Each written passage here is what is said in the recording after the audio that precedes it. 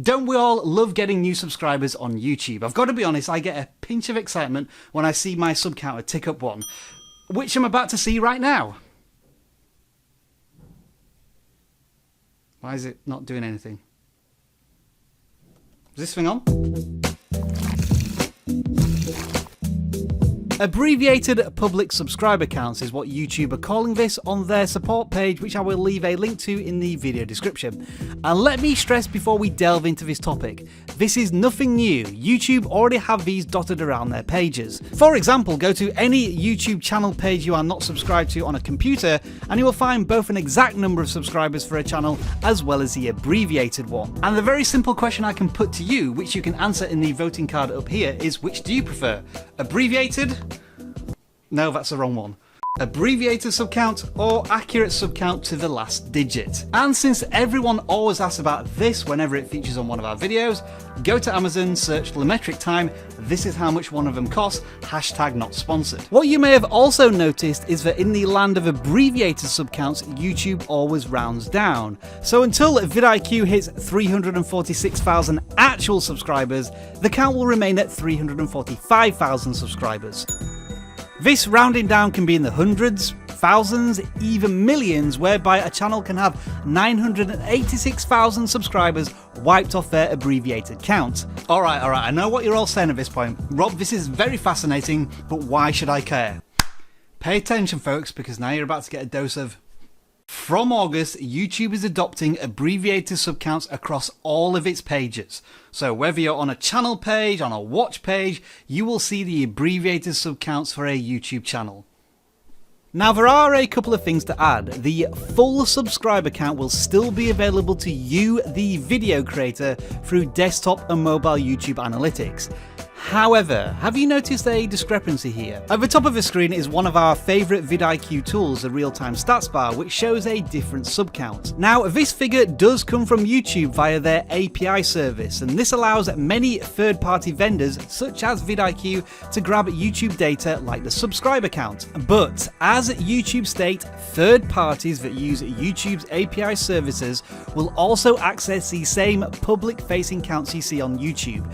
Creators will still be able to see their exact numbers, as we've already said, in the YouTube studio. As a result, that may mean that the stat goes from looking like this to looking like this. But more on that later. So this is everything you need to know about what's happening to subscriber counts on YouTube sometime in the next 3 months. But you, as video creators, have the right to ask why. As usual, YouTube don't offer much of an answer, but they do say that this move is designed to create more consistency where public subscriber counts are displayed. And I can kind of see their point in this regard. It feels like this figure has become more and more of a headache for YouTube as creators and users of the platform take it as gospel. The subscriber count in the YouTube studio is always behind, likely because it's delayed fully verified data.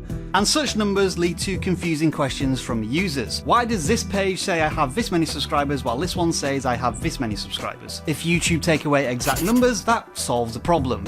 But it doesn't really satisfy anyone. Another well-reasoned argument as to why YouTube might be doing this is to protect the mental well-being of the video creators on the platform. Views, likes, shares, subscribers.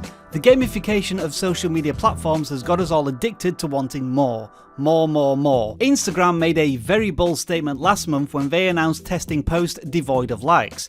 Perhaps YouTube want to test this out too with their platform. Or is it all simply down to this?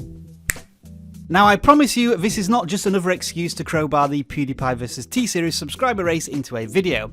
This, in fact, might be the very reason YouTube are changing their publicly displayed subscriber counts. In the last 6 months, a cottage industry built upon subscriber count live streams using exactly the data we're talking about has sprung into life on YouTube. These live streams are very easy to set up and provide 24/7 content for the said channel.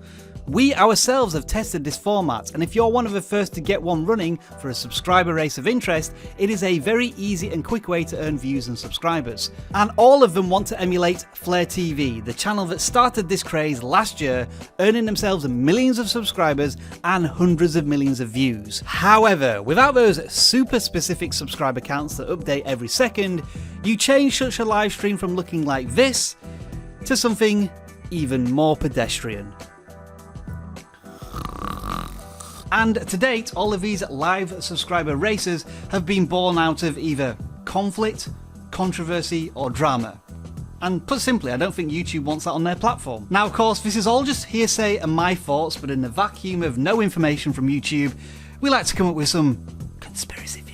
Now then, what do you think? As well as the voting poll in this video, I asked our audience through the YouTube community tab, and the answer is pretty unanimous. You think it's a bad idea. And as always, you had more to say on the topic. CZ's World says that this subtracts from the experience and adds nothing. Spyro Hawk Gaming thinks it's ridiculous because every subscriber counts, they are humans. Well, that's probably not strictly true. So bots! Joseph Simard simply thinks that YouTube should just give us the option to turn this on or off. While Victoria says that knowing exact subscriber counts allows the creator to build up anticipation for new milestones, such as the 2,000 subscribers he recently hit. Shane Coyle will like to continue to see the growth for smaller channels.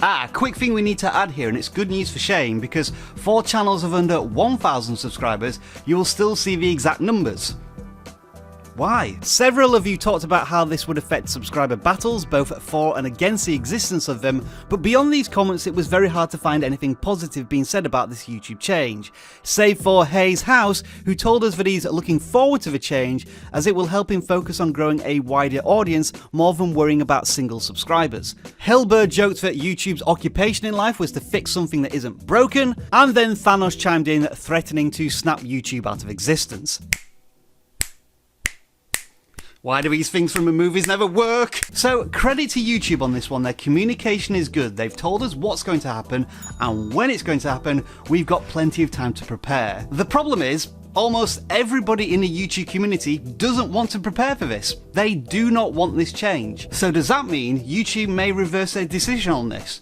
Probably not, but we'll wait and see. And of course, the final thought, which is the title of this video, does this mark the beginning of the end of subscriber counts completely on YouTube? I'm going to say no at this point, but there is a recognition from many social media platforms that the numbers perhaps mean too much to the people who use the services. YouTube are always telling us that the content should serve the audience and not an algorithm. So if you strip away evidence of that algorithm on the surface, such as subscribers, then the creators will concentrate more on the content itself. That's my final thoughts on the topic for now, but as always, I'd love to hear your thoughts in the comments below.